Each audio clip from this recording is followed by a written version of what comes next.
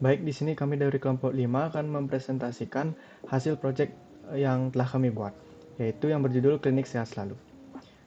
Sebelumnya, perkenalkan, nama saya Deomade Pratnyana Kusuma dengan NIM 2408561023. Saat ini saya akan menjelaskan bagian yang telah saya buat, yaitu bagian resepsionis. Terlebih dahulu kita akan melakukan proses login. Setelah proses login berhasil dilakukan, maka pada bagian resepsionis akan terlebih dahulu menampilkan bagian dashboard. Yang dimana pada bagian dashboard ini menampilkan total pasien yang terdaftar, total dokter aktif, dan total kunjungan pada hari ini. Kemudian terdapat akses cepat untuk berpindah ke panel registrasi pasien baru dan lihat jadwal dokter. Pertama-tama kita ke registrasi kunjungan. Nah, pada bagian registrasi kunjungan ini, resepsionis dapat melakukan registrasi kepada pasien dengan cara terlebih dahulu mencari nama pasien yang telah terdaftar. Lalu kemudian klik cari, kemudian ada detail data pasien dengan ID, nama, tanggal lahir, dan alamat. Setelah itu memilih poli yang dituju dan juga memilih dokter yang sesuai. Setelah sudah lengkap, maka klik daftarkan pasien ke antrean. Setelah didaftarkan, pasien tersebut akan masuk ke antrean pasien hari ini. Nah, pada tabel yang di bawah ini merupakan tabel daftar antrean pasien hari ini, yang dimana resepsionis dapat melakukan merubah status dari setiap pasien tersebut dengan cara memilih pasien lalu mengklik kanan, dapat men-set status diperiksa ataupun selesai. Dan juga di sini terdapat estimasi nomor antrian pada kunjungan hari ini. Selanjutnya yaitu pada bagian manajemen pasien, di mana di sini dapat menambahkan atau mendaftarkan pasien baru. Pada daftar pasien terdapat form muncul yang dimana harus menyertakan nama lengkap, tanggal lahir, jenis kelamin, alamat, nomor telepon, golongan darah, pekerjaan, nama kerabat, nomor telepon kerabat, dan status. Nah, setelah mengisi data diri lalu klik simpan, maka data pasien yang ditambahkan akan langsung masuk ke tabel. Begitu juga dengan mode edit, yaitu terlebih dahulu memilih pasien yang ingin diedit, kemudian form akan menampilkan data sesuai dengan pasien yang dipilih, dan lakukan edit sesuai dengan yang diinginkan. Lalu klik simpan, dan data langsung berubah. Untuk hapus data, yaitu terlebih dahulu memilih nama pasien, lalu klik hapus data, dan data pasien akan berhasil dihapus. Selanjutnya pada riwayat pasien, terlebih dahulu memilih nama pasien, lalu di sini akan menampilkan informasi yaitu riwayat kunjungan yang telah dilakukan oleh pasien tersebut.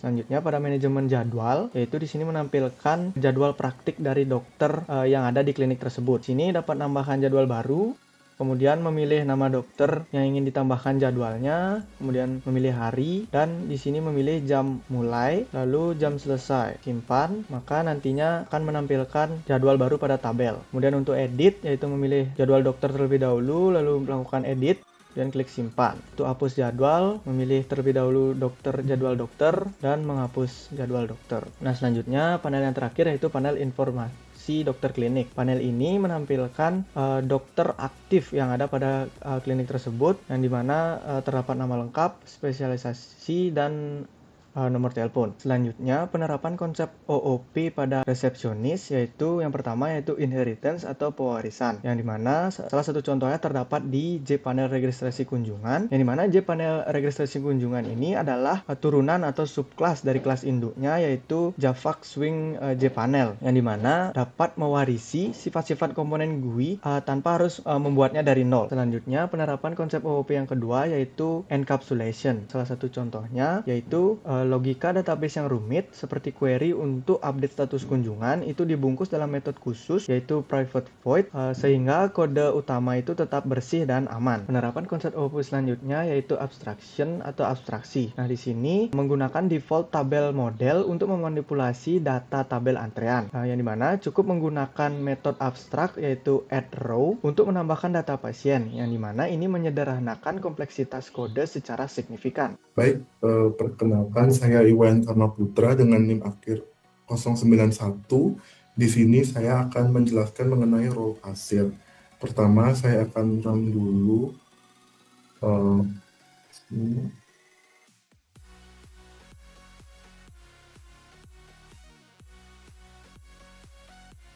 Untuk maksudnya di Thomas 123. Kemudian di sini ada tabel antrean pembayaran. Kita bisa memilih misal kita mau membayar ini. Nanti ada dialog pembayarannya itu kita masukkan jumlah bayarnya.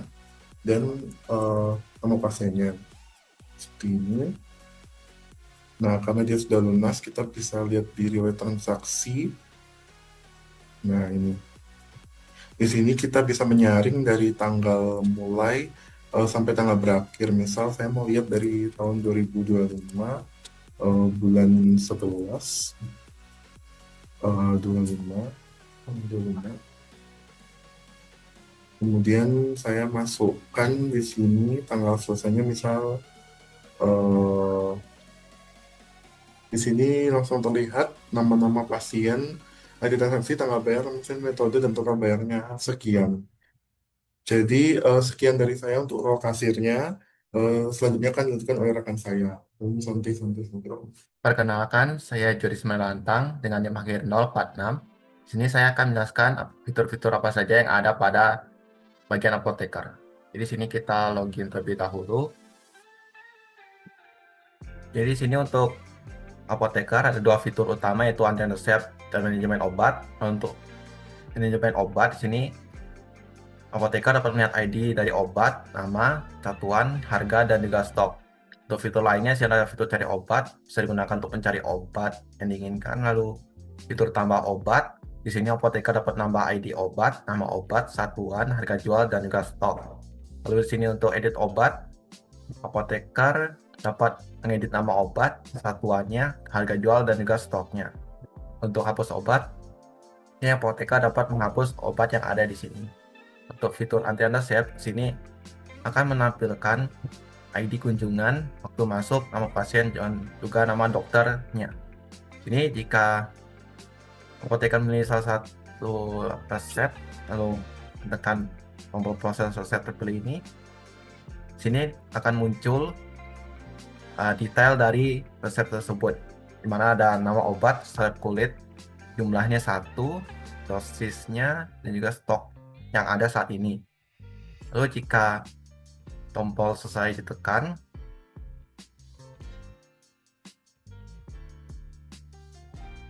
maka resep tersebut akan diproses dan akan pindahkan ke bagian kasir, dan juga stok dari obat yang dipakai tadi akan berkurang.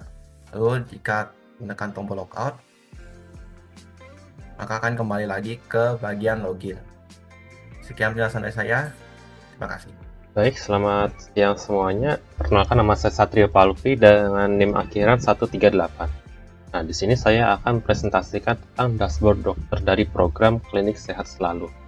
Nah, yang pertama kita akan ditampilkan antrean pasien hari ini. Nah, di sini menggunakan waktu secara real time, yaitu adalah 31 Desember 2025. Nah, yang pertama ini ada tampilkan status menunggu. Terus ini ada menampilkan user atau pasien dari tabel tersebut. Berikutnya ada status selesai, di mana ada pasien yang status selesai. Tampilkan semuanya dimulai dari yang menunggu, yang selesai, hingga yang diperiksa. Baik, itu kita akan mencoba pada status dan memeriksa pasien tersebut. Nah, di sini ada data-data pasien dari pasien yang menunggu, yaitu ada pasien 369 dengan ID 68. Nah, di sini ada keluhan pasien yang bisa diceritakan pada pasien kepada dokter. Lalu dokter akan mencatat keluhan dari pasien tersebut.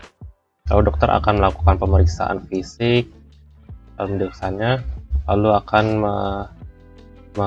memproses resep obat tersebut. Di sini kita bisa memilih alkohol 70%, amoxicillin, antangin cair, betadine, sirup, dan lain-lain.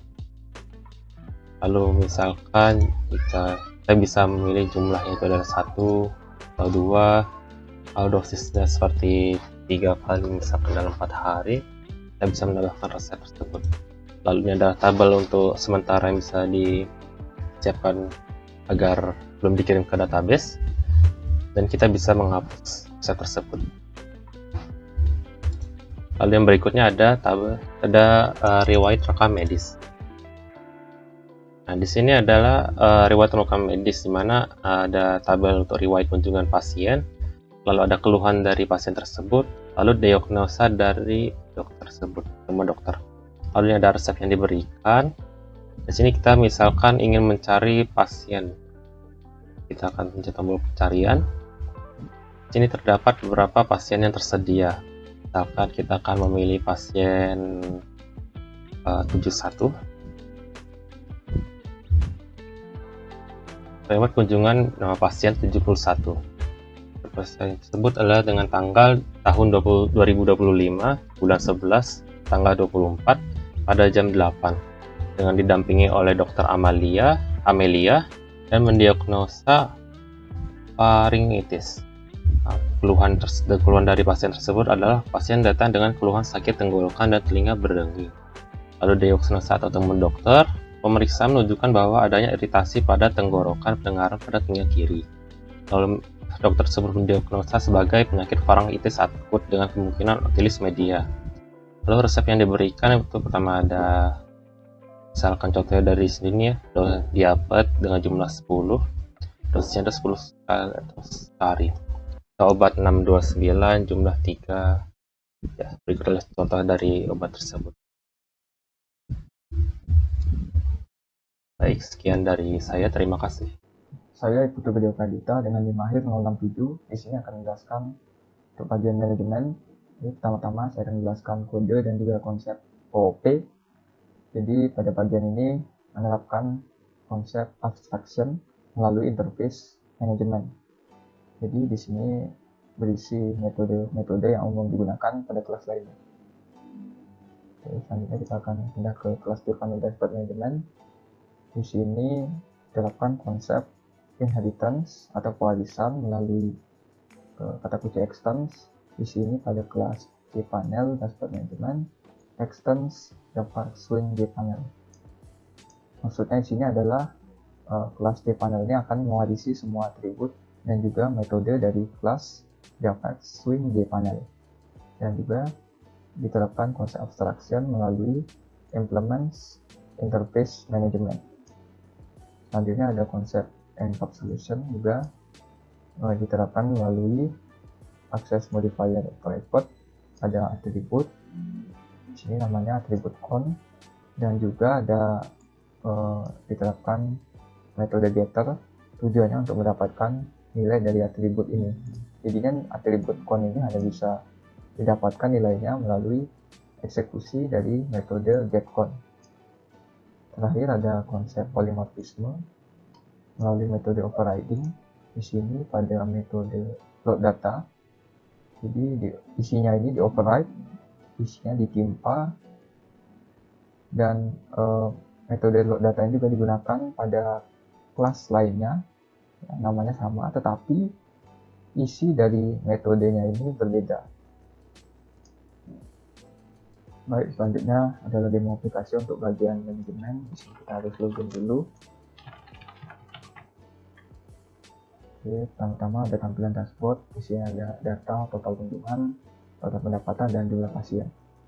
Selanjutnya kita ke menu laporan. Di sini kita bisa memilih laporan pendapatan, kunjungan pasien, dan obat. Dan di sini juga kita bisa menentukan tentang tanggalnya, dari kapan dan sampai kapan. Soalnya ini kita pilih data dari tahun lalu, tampilkan.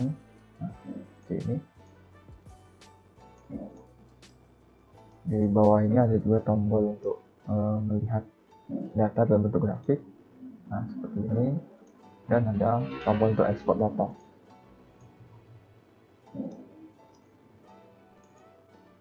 Oke, seperti itu tampilannya. Selanjutnya kita ke menu manajemen user. Di sini ada kolom untuk pencarian user, dan ada fitur untuk menambah data, edit data, dan menghapus data. Kita coba tambah data, password, nomor telepon, kita simpan, berhasil tambahkan. Kita coba edit. Oke, ubah, dan terakhir kita coba hapus. Nah, selanjutnya ada manajemen dokter.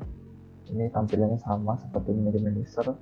Di sini kita bisa menambah data, mengedit data, dan juga menghapus data. Dan terakhir ada manajemen layanan. Ini berisi data layanan klinik, sama juga tampilannya. Kita juga bisa menambah, mengedit, dan menghapus data. Baik, mungkin sekian untuk bagian manajemen.